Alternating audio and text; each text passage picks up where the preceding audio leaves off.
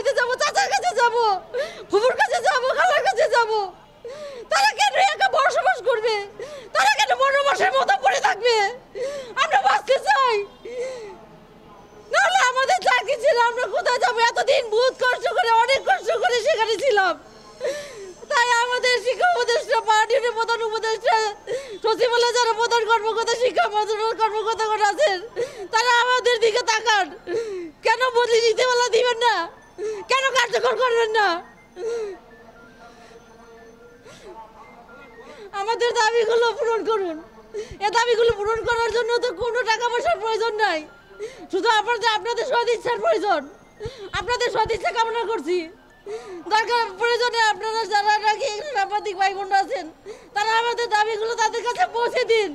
তাদেরকে জানান আমরা কত কষ্টে আছি, বুক ভরা হাহাকার নিয়ে থাকি, শুধু বুক ভরা হাহাকার। কবে যাবো জেলায়? সেই হাহাকার পূরণ করুন আমাদের। কেন বৈষম্য হচ্ছে আমাদের সাথে? এই বৈষম্যহীন বাংলাদেশে ছাত্র জনতা কোথায় আমাদের দাবিগুলো পূরণ করার জন্য? তারা কি দেখে না? তারা কি শুনে না? শুনে না তারা, তাদের কান নেই, তারা বধির হয়ে গেছে। আমাদের দাবিগুলো পূরণ করুন। মহান আল্লাহ তাআলার কাছে প্রতিদিন নামাজ পড়ে পড়ি, হে আল্লাহ তুমি আমাদের দাবিগুলো পূরণ করে দাও।